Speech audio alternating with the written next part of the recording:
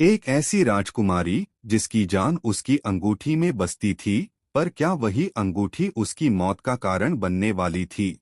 स्वर्णपुर के महलों में खुशियां तो बहुत थीं, लेकिन राजा विक्रमजीत के चेहरे पर हमेशा एक फिक्र रहती थी। उनकी बेटी राजकुमारी आन्या धीरे धीरे बड़ी हो रही थी।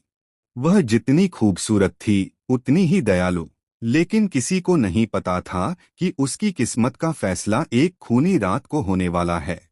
एक रात जब आन्या राजमहल के पीछे स्थित खामोश झरने के पास बैठी थी, अचानक पानी का रंग काला पड़ गया और फिर एक जोरदार धमाके के साथ सफेद रोशनी निकली। वहां एक रहस्यमयी परी प्रकट हुई। परी की आंखों में एक चेतावनी थी।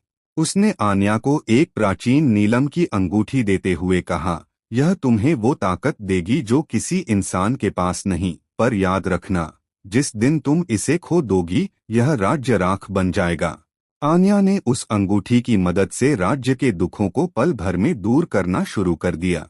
उसने बंजर जमीन पर हरियाली ला दी और बीमारों को चंगा कर दिया। लोग उसे पूजने लगे।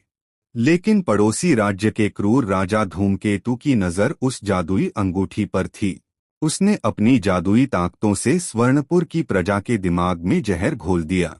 लोग राजकुमारी को चुड़ैल और जादूगरनी समझने लगे। रात के अंधेरे में जब चांद बादलों के पीछे छिपा था, अचानक पूरे राज्य में मशालें जल उठीं। पर ये मशालें जश्न की नहीं बल्कि नफरत की थीं।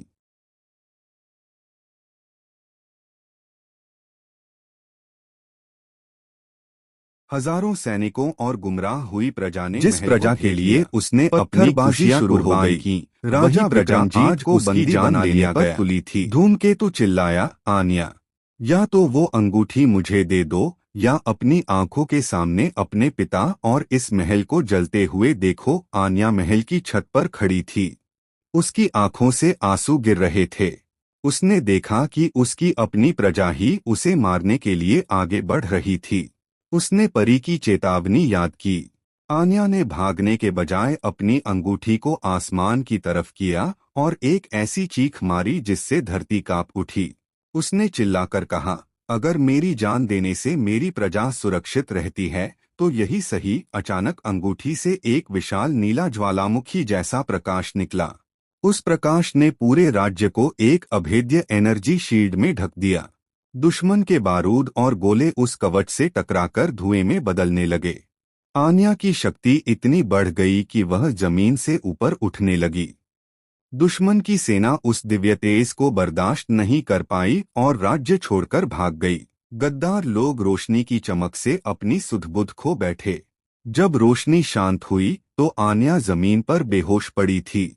उसकी अंगूठी अब पत्थर बन चुकी थी क्योंकि उसने अपनी सारी शक्ति राज्य को बचाने में झोंक दी थी। प्रजा को अपनी गलती का एहसास हुआ। वे रोते हुए आन्या के पैरों में गिर पड़े। आन्या ने अपनी शक्ति तो खो दी थी, लेकिन उसने अपनी प्रजा का अटूट विश्वास जीत लिया था। ऐसी और स्टोरी के लिए लाइक और सब्सक्राइब करें।